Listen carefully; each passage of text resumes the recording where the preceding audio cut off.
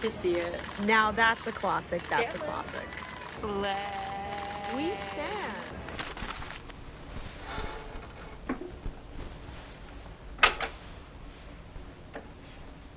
I feel like I was raised a stan. I was trying to explain it to my mom yesterday, and she was like, not just a fan? And I was like, no. Please give it up for Haim! So I started listening to them in 2013, and I found Falling by Haim, and I watched the music video, and I was like, this is insane. I was like, this is so sick. And I downloaded the whole album, and I listened to it. And from there, it was just like something I felt clicked. I don't know if there's like a reason why, I just loved them and everything about it, I guess. My actual, probably most prized possession is my jacket that I had them sign this the first time that I met them. And this is how they like knew me. Like if I went to a different state or like an event or something and I wore the jacket, I would tweet them pictures and they would like it a bunch. And I asked them to sign it, and Alana was like, I know you, I love you. And I was like, she knows me. Like literally felt like my entire world was made. I was like, nothing else matters. Like, this is insane. I'm in it for the long haul. Like, this isn't going away. You know, seeing these people right in front of you, like that's something I would never imagine as a child. It blows your mind. Like, this is the person I've been obsessing with for like 10 years or what have you. I would define the word stan as just a community of very dedicated fans. They have like that level of passion that they're gonna go to the shows and they're gonna buy the merch and they're gonna be on top of every release and every promo, every interview. Like a casual fan maybe, like they know like the singles type of thing, like Stan, it's like they know like the B-sides, they know the deep cuts. The first people that I really ever stan was probably the Jonas Brothers, and that was before I even knew what a stan was. But when I really was like in stan culture and knew that standing was a thing, was definitely One Direction. One Direction. One Direction. By the British boy band One Direction. They really changed the game. You knew everything, like theories about them, you knew like where they were, like it got crazy. One Direction, I think, was one of the first that we had access to Twitter and Tumblr for. Kind of like the GOAT of fandoms, like Twitter is definitely the number one. I kind of felt like that was like the selling point for Stan Twitter, was being able to directly interact with the artist to get something out of it.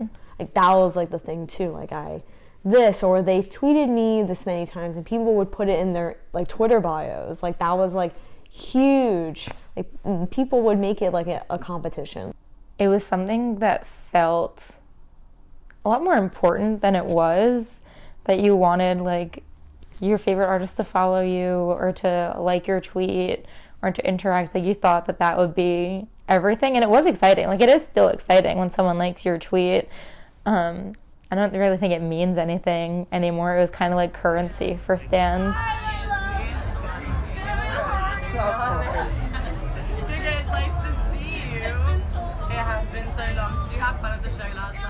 It's kind of like a rush, I'm not gonna lie, because it's the first time like you're ever like actually seeing them like in front of your face, not just like from a barricade and like you looking up on the stage.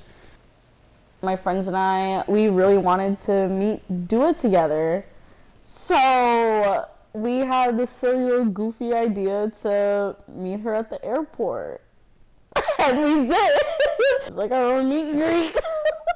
So with Lady Gaga, she lived in an apartment in Central Park, right near Central Park. So not to be rude about it, but it's like kind of like a moment of opportunity. The first time I met her, it was at her apartment, and does feel weird when waiting for someone at a hotel.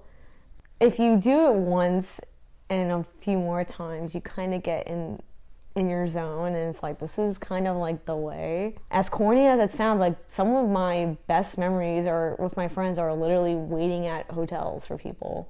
I mean, I feel like if what we did, like, wasn't okay, like, in the past, there's been, like, so-and-so content creators and, like, artists, like, speaking out, like, on Twitter or, like, Instagram or, like, Snapchat stories about, like, so-and-so situation that happened, and, like, them asking us to either, like, stop going to their hotel, stop going to their airport, which, like, we respect. It's the actual, like, stalkers, graphers, and weirdos in general that don't respect their wishes. Billie Eilish is also worried about her family's safety after an obsessed man kept showing up at their house. Jafar was arrested for stalking and burglary. J-Lo had a stalker living in her home for a week. Ariana Grande's stalker threatened to take her life outside of her home. It's just like crossing the line. That's like not Stan. That's like something else. I don't see myself as a stalker. I don't think I do anything that's abnormal. I just go see my favorite band. If they're doing a show and I wait after that, that's kind of like, they're kind of prepared to meet people there. I never want to just show up out of the blue just because I saw somewhere that someone something and kind of creep them out. I don't want to appear as like stalker-ish. I feel like when you call yourself a stan, you automatically know your limits. Like, I feel those that go beyond not being respectable, like that you can't, like, I feel like you can't even call yourself a stan. We get weary about it because we fear that, like, the artist in question will just, like, think, like, oh, like, that's all of you, like, are gonna do this to me.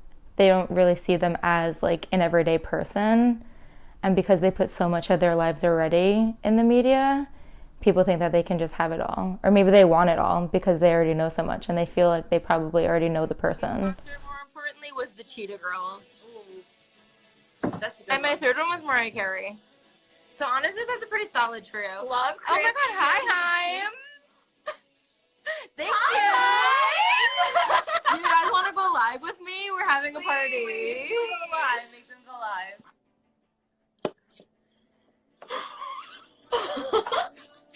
Yes! What is up? Hi, how are you? Thursday. Hello. I'm so sorry for annoying you so much. Oh my god, you never annoy me. I just wanted to wish you a happy birthday. Thank you. I'm wearing your merch right now. Dude, I'm wearing a sweatshirt that says the club can't even handle me right now. So The club cannot handle you. I treat them as if, like, we're friends, essentially, because that's kind of how it feels. That's kind of how it appears. honestly, the more the merrier. Well, I love you. Happy birthday. Thank you. I love you too. Bye. That is always a question in mind, when or if I will stop. I feel like I always will have the urge, but I do, like, bring myself back, like, I am 23 years old, like, I do need, and I'm out of school, I'm done with school. I'm planning for mid-20s is my retirement. Mid-20s. If y'all still see me out in the streets, not minding my own business, you can beat my ass, yes. I feel like maybe for, like, concerts, that is something that will never be taken away, like going to see this person. But I don't feel the importance of meeting a celebrity anymore, now that I've, like, grown up and I'm not 15 anymore. But I'll always go to shows. I think a part of me will always be a stan. Like, first and foremost, I'm a fan of music and artists, and I'm always going to do things music related because that's what I love. But when I'll ever stop and I have no more money, like when I can't afford it, or when it, like, affects something like my job or, like, something in my personal life, I think that will be like, okay, you can't travel for shows anymore. You can't do everything that you used to do. I think that's when it will be a wake-up call for me to just be a casual fan.